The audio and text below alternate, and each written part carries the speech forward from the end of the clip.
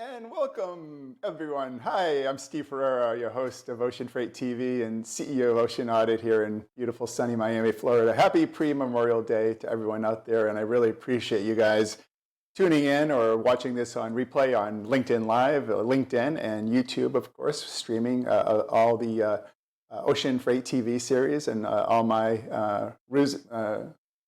prognostications and thoughts on the container shipping industry. And today is certainly one of those that I have a lot of thoughts on. I wanted to just talk a little bit about, so glad to see you guys, and hi to all my great clients and friends and fans out there.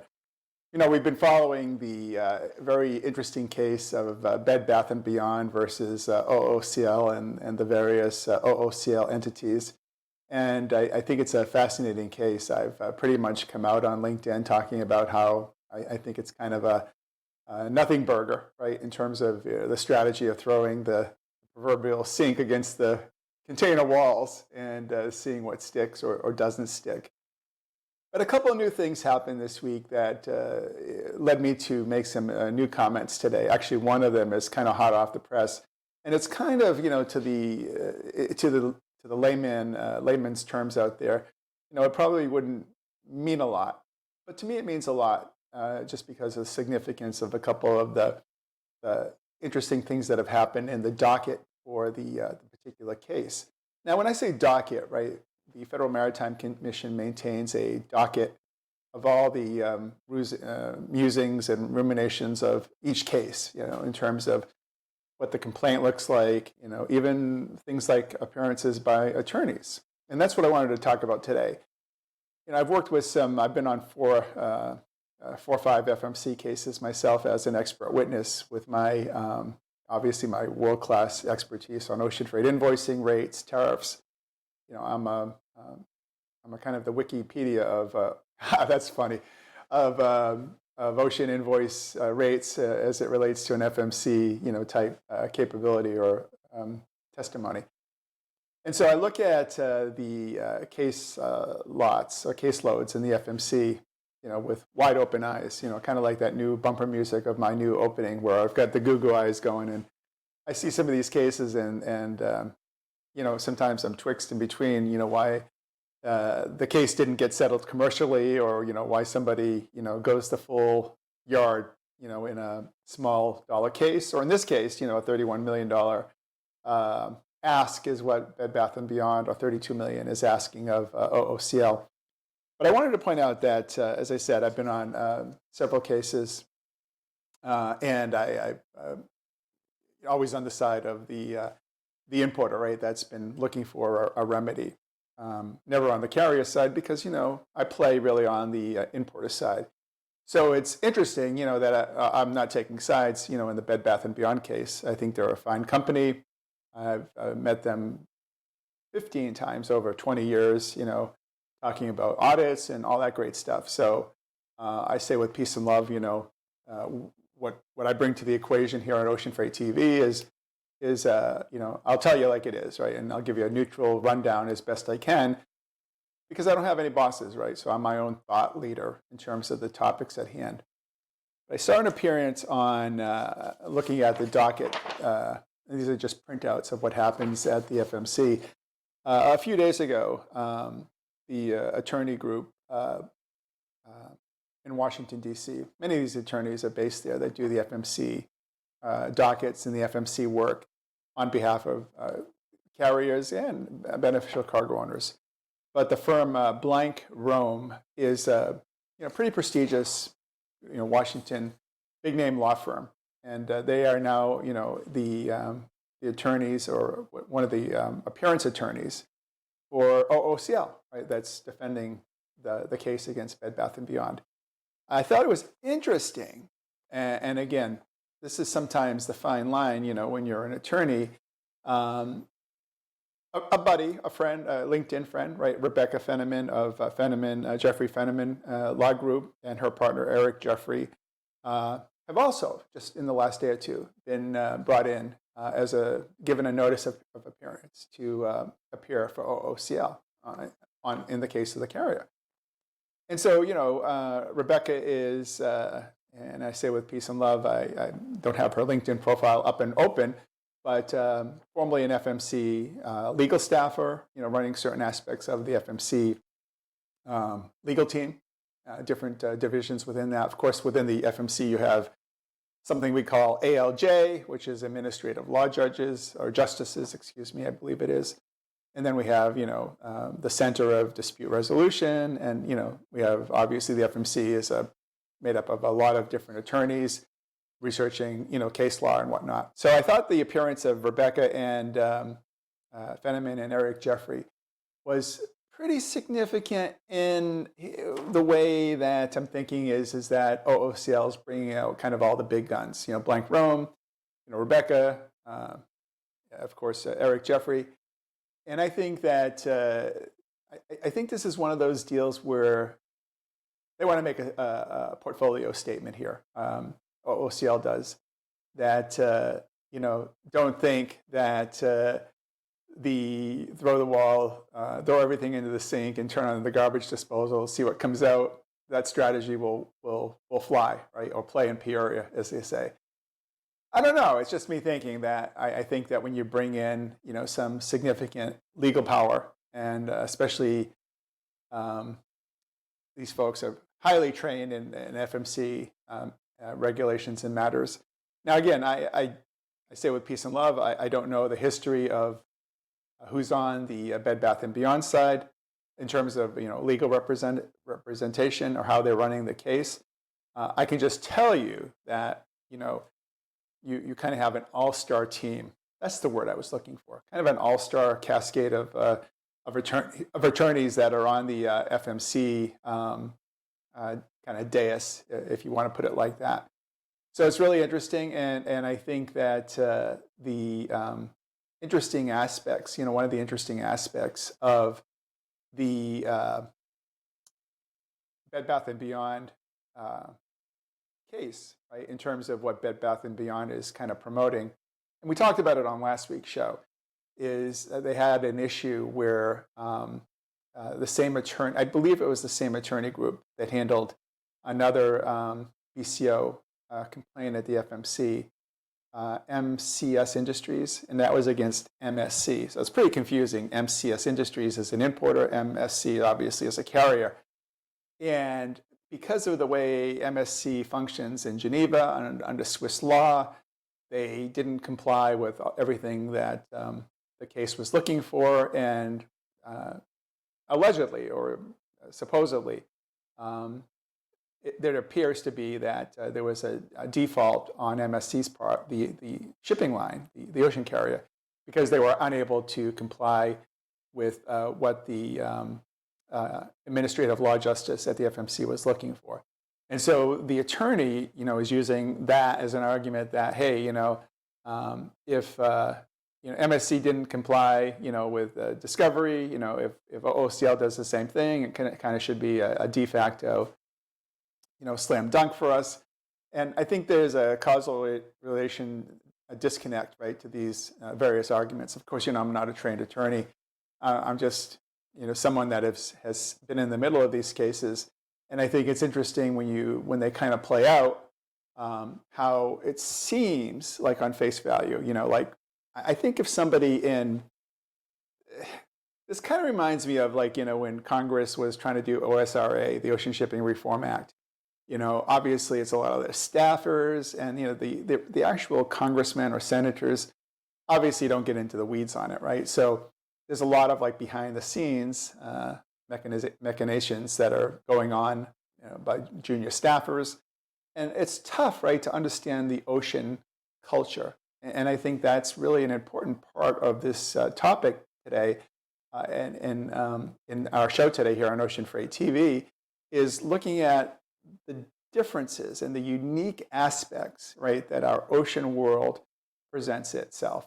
And I think anyone could come up and talk about, not anyone, because there are some people that come in and talk about the economics of ocean shipping, and they do it very well and very compelling.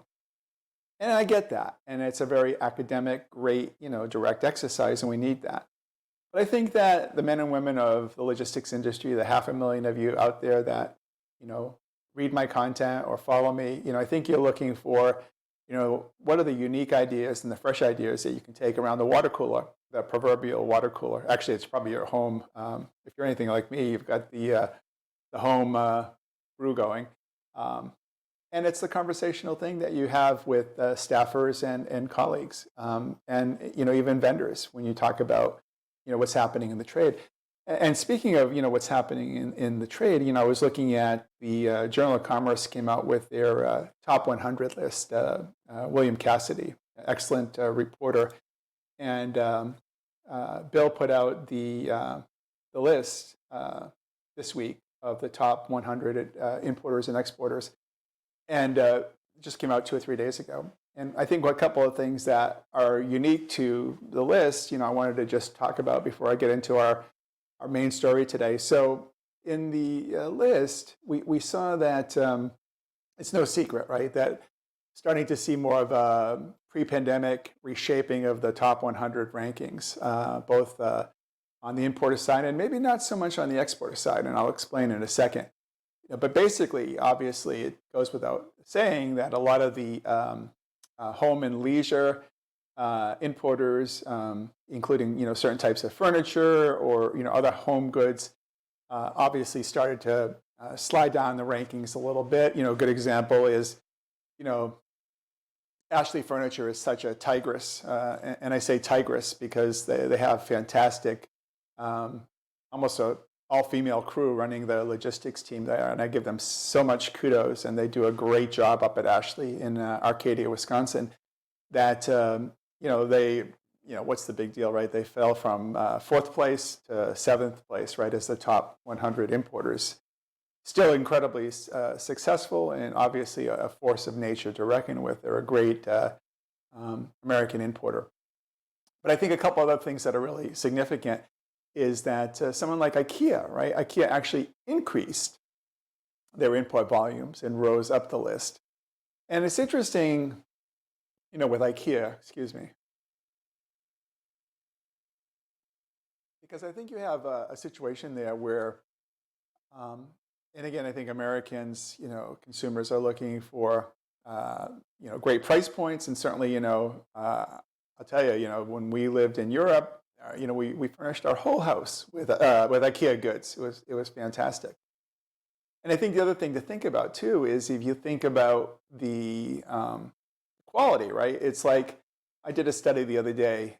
Somebody brought up the fact that for example, Heinz ketchup in the UK is completely natural. Heinz ketchup in the USA has a lot of preservatives and chemicals and whatnot. The European version is also much more expensive. And so I think the analogy probably holds a little bit true with some of the commodity structures here. That obviously you can have extraordinarily high-end furniture, and then you can have consumer grade and kind of mid to moderate entry level furniture. And there could be another reason why IKEA with their product mix, right? Because remember, of course, IKEA is not just furniture, but they do have that mix, that classical home furnishing mix. And speaking of furniture, I have to also give a shout out to the whole City Furniture team, about 10 miles from where I'm broadcasting, them making the top 100 list. I talked to some of the folks at City Furniture often, and congratulations to the entire team over there at City Furniture in Fort Lauderdale for making the list. A couple of other notables on the list that I wanted to just talk about. It's really a big disconnect. If you think about, well, who's the biggest and who's the best, right?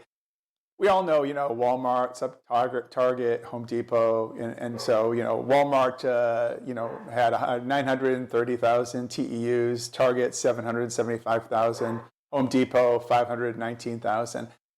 And then you see some of the anomalies right on the list, and that can't always be accounted for with the way that records are kept and manifests are kept and structured. Amazon's on the list, way down on the list at 33,000 containers. Now, I can tell you, right, there's no way that Amazon just did 33,000 containers. The number is actually much larger than that. But the reason why some of the discrepancies and nuances come in the data, and, we're even, just great firms like Bill Cassidy's JOC and S&P Global Market Intelligence that does a great job putting all this together.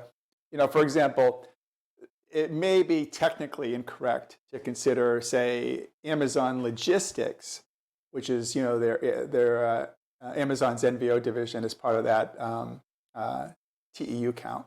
Now I do, because those cargoes get into the Amazon fulfillment by Amazon system, and so, but they're not truly, right, Amazon's quote unquote import. They are, and they're not. So I think Amazon deserves a big asterisk in terms of how they get ranked on the total rankings. What's really interesting to me is that it was just a little byline in Bill Cassidy's excellent piece. You all have to subscribe to the JOC and get it. I know the JOC has great trial subscriptions. They're not a sponsor, but I have an affinity and fondness for everyone over at the JOC. So you can check out Bill Cassidy's latest write-up on the top 100, and I highly recommend that you do that. When you have a chance, maybe over the Labor Day weekend, to sign up for a trial subscription and download that, or take a look at that top 100 list. But I think it's really fascinating that on the export side, Mr. Cassidy writes that shipments of paper products have fallen to lows not seen since the financial crisis of 2008. And it's really interesting, the paper products, in terms of the exports being truncated, because on the inbound side, we're starting to see a pickup of the paper products. So it could be, that, there are different, obviously, grades and granularities of paper products. For example, fine copy paper. Like, for example, even here at Ocean Audit, right, I don't go out and buy the cheapest, 86, weight brand or whatever it is. You have to use a good, higher end kind of resin coated paper if you really want something to look good. So there are obviously a lot of different grades of paper and products like that. So it's a general statement that paper products have fallen to lows, but on the other hand, to new lows. But on the other hand, imports of paper products and niche paper products have actually starting to come back to normed type levels. And so we'll probably have to get some economists involved in terms of why that happens. But it's really interesting just to see the trends on imports and exports. And I think that really kind of falls into our one of our top stories for the day. And we have about 10 minutes left, so I'll try to be brief. And by the way, you're watching Steve Ferreira, CEO of Ocean Audit, and here on Ocean Freight TV. And we want to talk about charters. Are they still a thing? I wrote a lot about charters, charter ships. I'm talking about charter vessels that are not part of a normal vessel operating carriers or NVOs rotation. Now we have excellent service providers, and friends like UWL that have their Sunchief service from Vietnam to the U.S. And these niche services are very interesting to me, and I think they're very cool. And the thing about it is, I've been silent on the topic for a while now because of the way volumes have kind of nulled themselves out. I also wondered to myself, are charters still a thing? Well, they're still very much a thing. And one of the areas of early charter activity that to me is kind of on top of the world is the Port of Everett. That you see Port of Everett, Washington, of course. One of the things that's interesting about the Port of Everett is they had, now these are not containers, mind you, but if you look at January to May of last year versus this year, they had about the same total number of individual shipments. So 14,000, orders, which could be, 30,000 containers. So, but the individual orders are kind of what I like to look at to help understand the year over year to the cadence of, how strong the orders are. However, one of the things that was really interesting is that there's a little bit of a flip or a twist. In 2023, a good part of those orders are new built containers, for example, J.B. Hunt, Amazon 53-foot containers, paper. We go back to paper, we go back to resin, and we go back to tires, as opposed to 2022's maybe higher end lithium-ion batteries, or some designer or retail grade furniture, right? That obviously was a big deal towards the 21 in the 2021 season and towards the mid part and tail end of 2022. So we have really interesting ports, and I'll talk a little bit about Port Hueneme, which is in Northern California. But these charter ports, these charter ships, they're calling into Everett, they're calling into Port Hueneme, they're calling into Wilmington, Delaware, they're calling into Houston. And I think the one in Everett is really interesting because, Everett's a pretty easy port to get into now that the container-getting pandemic is over. And the thing you have to bear into here is obviously the rate load, how much it costs to run the charters, how effective it is, how good you are at selling it, and really how good you are as an NVO or 3PL at covering your costs on these charters. Now, I think, UWL, I did a profile on them a few weeks ago. They had a very decent charter on their Sunchief service out of Vietnam. Not 100% full, but what I say with peace and love and respect is that it didn't have any empties and it didn't have any empty containers on it. A lot of these charters now we're seeing come into Everett and Port Hueneme are laden heavily, with new built containers. And that really is an interesting dynamic. And I'd have to talk to some of my truck friends, but I think that especially in California and Washington and the West Coast ports, truck weight and over the road fines on weight. These empty containers weigh nothing, right? So pretty easy on the trucking equipment, and a lot to think about in terms of probably getting in and out. It's one of the reasons why I think J.B. Hunt and Amazon Logistics, in planning their empty 53-foot loads, have gone to these outports and used the charter ships because it's a great strategy. Now, one of the things that kind of plays into these, I call them these ghost containers, is that there's just thousands of them, moving now.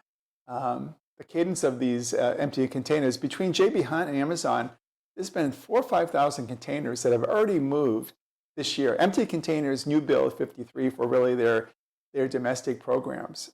And I think it's just really interesting that you can start to get a little creative, right? With if you're an ocean transportation intermediary or an NVO license like Amazon or like J.B. Hunt, you can start to think about perhaps different creative NVO strategies to market these containers. Can you do a one-way load with containers and then market it that way? Can you do a traditional NVO if you're a J.B. Hunt? And certainly you can have it all. I think the challenge, especially in the NVOCC sales culture, is like these bats flying out of a container. I think that there are certain NVOs and certain, and again, we're really focusing here on a niche strategy, guys and gals. But there are certain NVOs that, or OTIs that do a fantastic textbook job. Amazon Logistics has really never wavered away from going after the small, medium-sized Chinese manufacturer. I look constantly for Amazon to break the bubble, break the mold, and start to market itself to, typical American-based importers. And while they do market to American-based clients, they tend to be more subsidiaries of the Chinese manufacturers or factories. So to a Chinese American company in, for example, Calistoga, California, as opposed to getting the business in China, they might go and get it from the Calistoga, California representative of the Chinese company. So it's a little bit of a shift in thinking. But Amazon has done it really textbook with their logistics division. And their volumes have really resulted in so much EBITDA and delivery, right, to Amazon's financial performance. I look at, there's so much to love about J.B. Hunt. There's so much promise with J.B. Hunt. And J.B. Hunt, I remember years ago, when they got their license, I remember I was in Connecticut and I sent them a congratulatory, message. Love to talk to you about that. And, I know a lot of people that have been involved and engaged in working to build that J.B. Hunt volume. And I think that J.B. Hunt just has this incredible, it may be, and again, I say with peace and love, right? It could be kind of like an infrastructure issue because of the mentality, right? So J.B. Hunt's a trucker, and J.B. Hunt has a lot of cash, right? So they're able to build an international team, and a pretty respectable and reasonable one at that. It's sort of like, one of the big parcel carriers, or one of the big traditional parcel carriers, where they have such a great, legacy.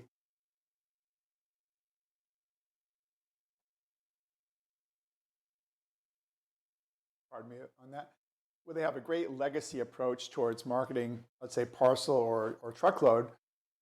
But I get it. It's almost as if when you're in that mode and you have a big company like JB Hunt and this other parcel company, and you're the truckload guy or you're the parcel guy, you really want to hand off or a lead, right, to the international group that might not have as much practice. Or what if they kind of cock up the operations and it causes you as the guy handling the domestic part to look bad, or the gal handling the domestic part to look bad. And I think this is one of the prime reasons, this is Steve's takeaway, one of the prime reasons why entities like JB Hunt that have the promise to over-deliver may become more wallflower-ish in terms of their ability to deliver the big ticket NVO service. That's not to say they haven't tried and they haven't done well. They've done well taking these 53 footers and doing some one-way stuff, but very little. And I say that again tongue in cheek because I don't have numbers in front of me here, but very little of kind of the traditional NVO activity that you'd want to see. And I think it's because again how it falls on the radar scope of each individual entity, and the fact of the reality is that in the U.S. alone, we have over 6,000 or 7,000 registered NVOs. And it's the culture, man. And the rates, of course. But I think with these bats, right, these bats are like sonar, right? And they're going to be attracted to the next shiny object. And so when you have 6,000 or 7,000 NVOCCs and, you have a sales force of, I don't know, and again, it could be 50 at one company, 100 folks at another, one or two folks at another company.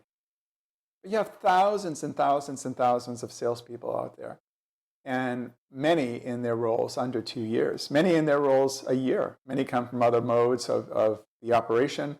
Some come from a very operational perspective and are not necessarily great, expressive folks at selling and partitioning ideas in terms of why a BCO should use them. So I think that it's the culture of NVO activity. My prognostication is that while NVOs played a very significant role and increased their market share dramatically during the pandemic, I think there's a cultural change, both shifting in personnel and the fact that it's much more challenging now for even the mid-tier and bottom-tier NVOs to successfully promulgate and promote their services and brands and pick up that extra cargo. So I look for a contraction of, and we're already seeing it in many cases, layoffs and other job-related functional areas that get impacted because that, unfortunately, some of the NVOs don't have the best clear-cut strategies and creativity to get to the big ticket retail and the items that pay, especially in the environment that we're in. But just like bananas, I don't know if there's a relationship between bats and bananas. But I watched Beverly Hills Cop the other day. I was binge watching 1, 2, and 3, and I love the movie. And as you know, the gag in Beverly Hills Cop 1 is Eddie Murphy puts bananas in the cops' tailpipes so they can't trail him. And I thought to myself, I was looking at the charter markets, and I said, wow, this Port Hueneme, they had a huge loss of banana shipments. And it turns out, right, that Port Hueneme is that great charter port like Everett. And Port Hueneme has really, really increased the amount of empty containers they also receive. And many banana shipments, from Chiquita, for example, were lost from, or may have been transferred, I should say, from, say, Port Hueneme to another outport or a niche port like Wilmington, Delaware. Of course, Chiquita has their own vessels, so they can go as they dictate and have their port contracts. So there may be some iterations there in terms of how that business shifted. But one of the important things about Mr. Bill Cassidy's JOC article is that you're seeing the traditional kind of return of Chiquita, Dole Foods, great companies, and Fresh Del Monte, another great company, all ratcheting back up into the top 15 in terms of the top 100 importers. So it's interesting to see kind of the commodity structure, like for example, foods making a comeback. And we talked about a few weeks ago, other very high value items that maybe don't move in great big bulk and pad up the container statistics. But for example, cranes or earth moving equipment, very, very, very high valued equipment. Even nuclear and radioactive waste and shipments like that, these niche shipments that are buried right in the avalanche of data that's out there in the ocean freight spectrum are important benchmarks, right, to understand both revenue and commodity perspective. I mean, it's commodity perspectives. I mean, to a VOCC, ocean carrier, having one excavator, might pay $40,000, $50,000, $60,000, right, in ocean freight, depending on whether it's a flat rack or open top. How it, does it utilize other container space? Does it misplace, revenue space? And that is a very complex pricing mechanism, but it's a very attractive one. It was the same level of attraction why charter ships, like we talked about at the top of the show, or just a few minutes ago, excuse me, it's another reason why it was very difficult on some charter ships to place a 53-foot container because of the way these multi-purpose charter ships are built. So ship construction, containers, new builds, we also have to talk about the aspect that with more fresh products, there's more need for refrigerated containers and more need for maintenance and control of these. And so really the ocean cycle never really truly shifts, and we continue to evolve, and these new strategies continue to promulgate and move us forward to today, to where we are today. So those are some of the ruminations and musings of what I wanted to share with the team today, my team out there at Ocean Freight TV. Thank you all again for being a great client. For those of you that use Ocean Audit, I have 20 of the Fortune 100 clients now. We just hit that benchmark, recovering millions of dollars each week for beneficial cargo owners all over the world, and of course doing it all on a contingency basis. So if you're an importer or exporter and you're part of that top 100 list, or even the top 200 list, or even the top 500 list, I want to hear from you. I want to be able to get your cash back to your treasury. And I want to make you all walking and talking legends around the whole aspect of global ocean freight and global logistics refunds recoveries. So until we meet again next week, have a great holiday. Enjoy the time off with friends and family. Grab a loved one, grab a beverage, grab your best food. Enjoy the weekend. And we'll catch you all next week on another new edition only here on Ocean Freight TV. Have a great day.